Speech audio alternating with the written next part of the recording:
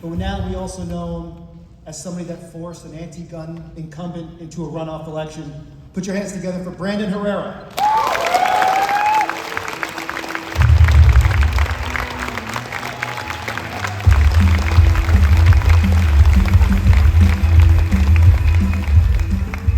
How's it going, G.O.A.L.S? So I honestly consider it to be a massive privilege to be speaking at what is hopefully the new future annual convention for gun owners. Especially since it's run by an actual gun advocacy group instead of, well, you know, the other one. But for those of you who don't know who I am, my name is Brandon Herrera. I am one of the bigger firearm-related channels on YouTube. I'm a Second Amendment absolutist, a constitutional advocate, and in my most recent venture, the man who took my sitting congressman who had recently voted for Biden's post-Uvalde gun control and challenged him in the Republican primaries earlier this year, taking him to a one-on-one runoff and making the establishment spend $10 million to retain their seat against a YouTuber.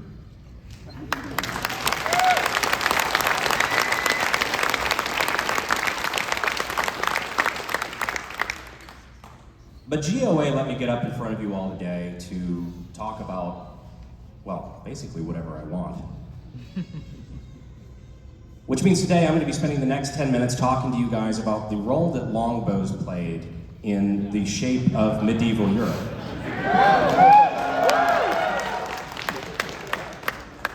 I am totally joking, but way more of you got way more excited than I would have ever expected. I'm not saying you might be on the spectrum, but you should look into it. We already know. At least you're self-aware.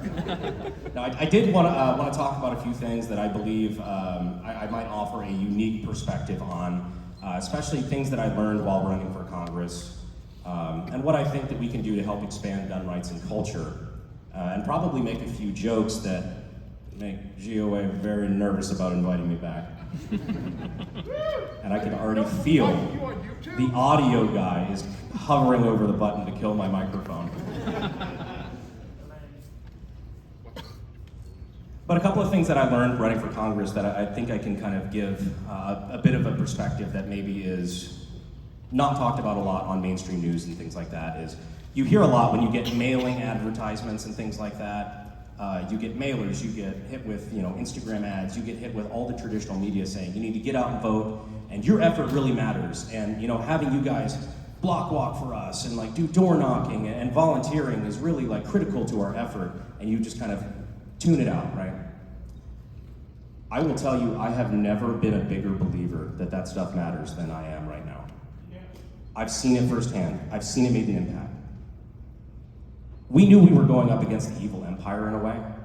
We knew we were going up against a lot of money that was going to be making some, honestly, really bad advertisements to try to take me out. And they were going to outspend us by a huge margin that there was no way we were going to be able to compete with them monetarily. So we had to play the guerrilla ground game. And we had to play the only way we knew how, which was with the enthusiasm of the people, which is the one thing that they cannot buy. And it pisses them off. The example that I like to give now, like having done a total post-mortem, I guess, on my campaign, is El Paso. Because my district ran from the west side of San Antonio all the way to the east side of El Paso, which is it's the biggest district in Texas. It's a massive district. But our El Paso crew was in a very liberal-leaning area. A very heavy Democratic-controlled area. It was an area we did not expect to do well. The establishment had a firm control over that. And there was really no reason for us to try. Even though we had a great ground team there, right? Our ground team was incredible. They were block walking, door knocking. They were solving problems that we didn't even know existed yet. They were going out and going above and beyond in every single way that they could. And they blew me away. They were there, they were enthusiastic, rain or shine, they were getting the message out there. But of course, It's a Democrat-controlled area. Very left-leaning, no reason for us to try. We shouldn't have done it in the first place, right? We won El Paso County by 59%.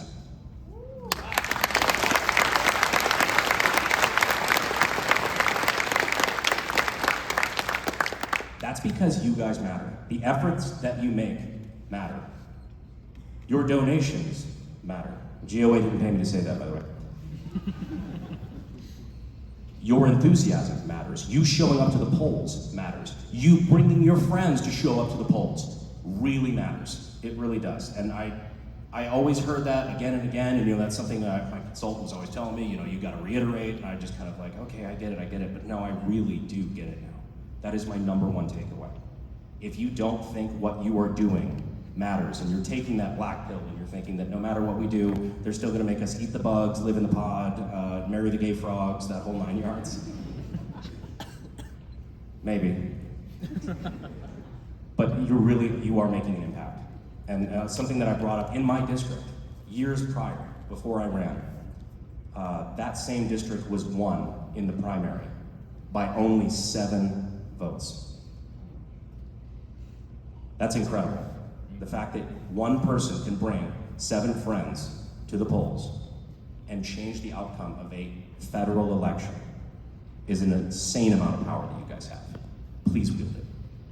Please use it.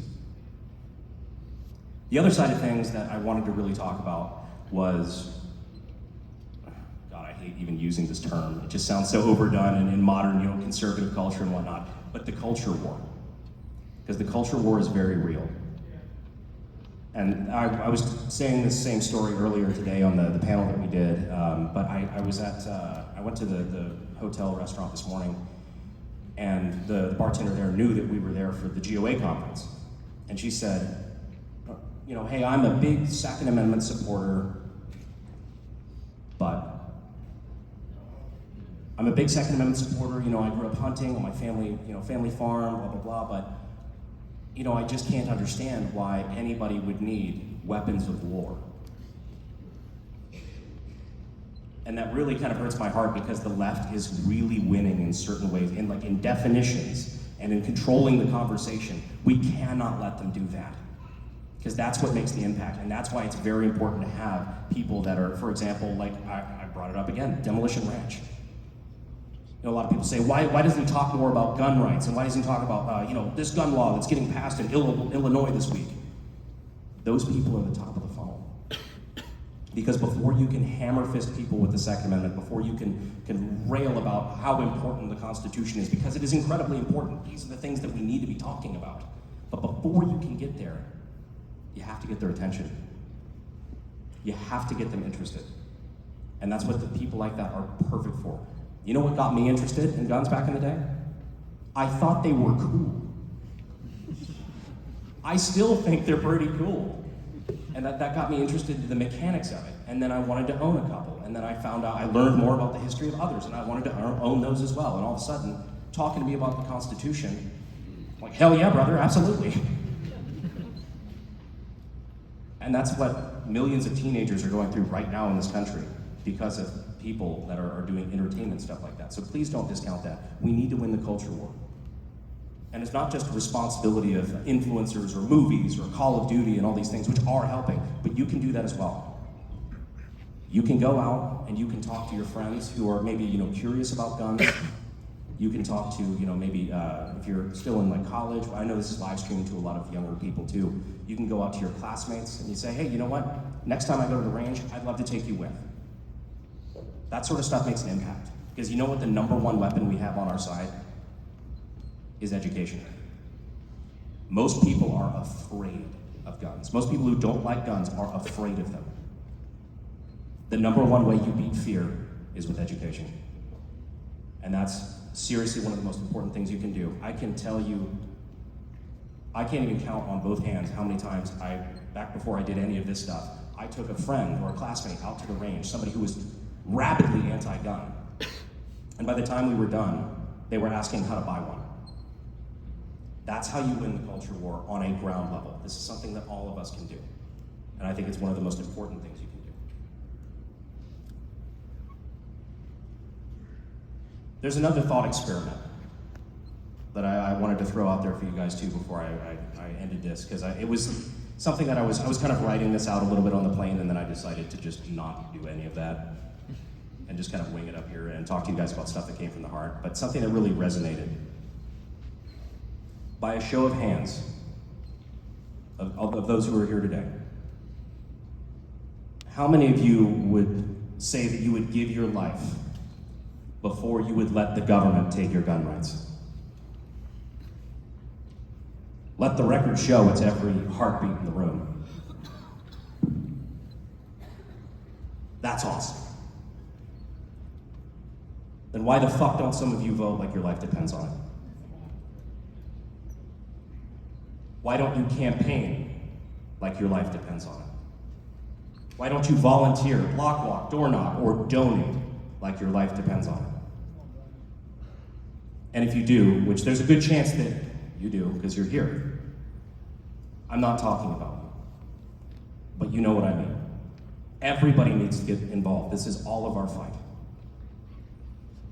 A lot of people are willing to say, stuff about, take it from my cold dead hands. None of that stuff matters if you don't get involved now. If you're willing to give your life for it, you should be able to give 10 minutes of your time for it. And I firmly believe that.